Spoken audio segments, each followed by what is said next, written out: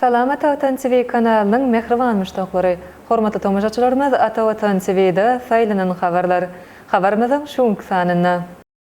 Arkadaş şäheri Awstriýada ýokary hil bayragyna münasip boldy. Türkmenistan, Şwitsariýa diplomatik gulluk we pasportlar üçin viza talaplary ýatyrly. Bloomberg, Musk $400 milyar gowrak baýlygy bolan ilkinji adam. Saudy Arabistany futbol boýunça dünýä çempionatyny kabul eder.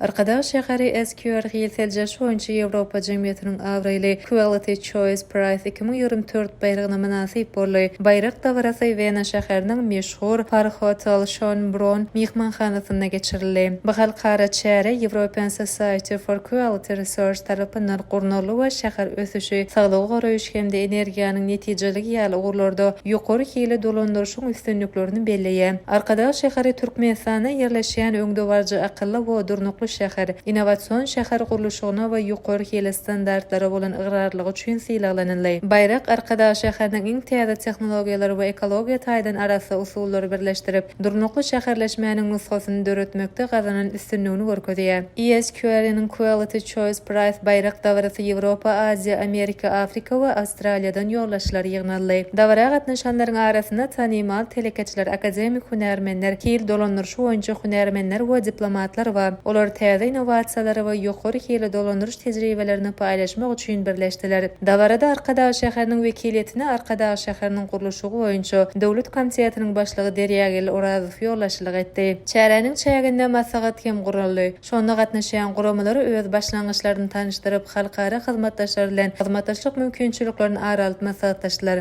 Dawarada çykyş eden Deryagel Orazow şeýle diýdi: "Bu qirar edilme we Arkadaş şäheriniň öňde warjasy taslamasy gahrman arkadağımız hormatly Gurbanguly Berdimuhammedow hemde Türkmenistanyň prezidenti hormatly Serdar Berdimuhammedowyň tagallalarynyň netijesidir. Bu bayrak diňe bir hil babatdaky borçnamalarymyza däl eýsem arkadagy durnuklygy we tehnologiýalary öňe sürýän şäher hökümini dünýä derejesine çykarýar. Arkadaş şäheri geljek nazarlaýan taslama hökümine döredilýär we bu ýerde akylly tehnologiýalar, ýaşyl infrastruktura, energiýa taşyýtlaýjy binalar, gün energiýasy ulgamlary, ýaşyl üçekleri we akylly transport ulgamlary utgaşdyrylýar. Häzirki wagtda taýýarlanýan lukmançylyk klasteriniň taslamasy şäheriň ykdysady kuwatyny artdyrmak we täze iş orunlaryny döretmek bilen birlikde durnuklyk we ekologiýa taýdan arasy ýörelgeleri berjä etmäge gönükdirlenir.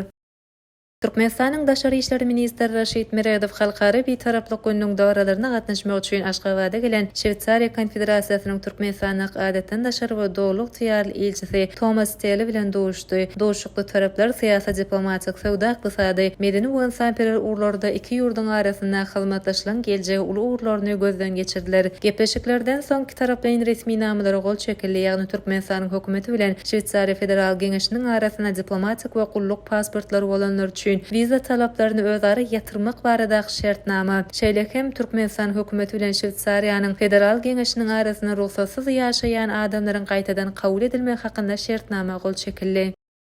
Elon Musk baýlygy $400 milyar geçen ilkinji adam boldy. Bu barada Bloomberg neşri habar berýär. Milliarderlaryň görkezjüsine görä teze rekord Musk'yň hususy kompaniýasy SpaceX'yň paýnamalarynyň satylmagy arkaly gazanyldy we baýlygy $50 milyar artyp $439,2 milyar ýetdi. Donald Trump'yň noýabr aýynda prezident saýlawlaryna gazanan ýeňşi Elon Musk'yň Tesla kompaniýasynyň aksiýalarynyň 66 götürüm artmagyna itergi berdi. Mundan başga Musk'yň emel intellekt başlangyjy XA1'ň bahasy saýlawdan bäri 2 artyp $50 milyar ýetdi. Şeýle hem işewer Donald Trump'yň täze hökümetine möhüm orny elep, ol Amerikanyň Birleşen Ştatlarynyň hökümetiniň netijeligini artdyrmak boýunça täze döredilen ministrliň ýollaşlarynyň biri bolar. Halkara Futbol Federasiýasynyň Nowata kongresi geçirilip, onu 2030-njy hem 2034-nji ýylda guraljak futbol boýunça dünýä çempionatlarynyň geçiriljek ýerleri resmi taýdan eglan edildi. 2030-njy ýylda futbol boýunça dünýä çempionaty Maroko, Portugaliýa we Ispaniýada geçiriler. Şeýle hem çempionatyň üç dowuşy Günorta Amerikada Uruguay, Paraguay we Argentina döwletlerinde oýnalar. 2034-nji ýylda futbol boýunça dünýä çempionaty Saudy Arabistanyna geçiriler. Ýarış Sewtin howa şertlerine laýyklykda gyş aýlaryna guralar. Şeýlelikde Katardan soňra Saudy Arabistany hem dünýäniň iri futbol ýaşyny kurajak Arap döwleti bolar. Mälim bolşaly 2030-njy ýylda birinji gezek geçirilen futbol boýunça dünýä çempionatyna 100 ýyl dolýa. Mälim bolşaly 2030-njy ýylda birinji gezek geçirilen futbol boýunça dünýä çempionatyna 100 ýyl dolýa. Ol hem Uruguayda gurnalypdy. Şunuň bilen baglykda ilkinji gezek dünýä çempionaty 6 döwletde geçiriler.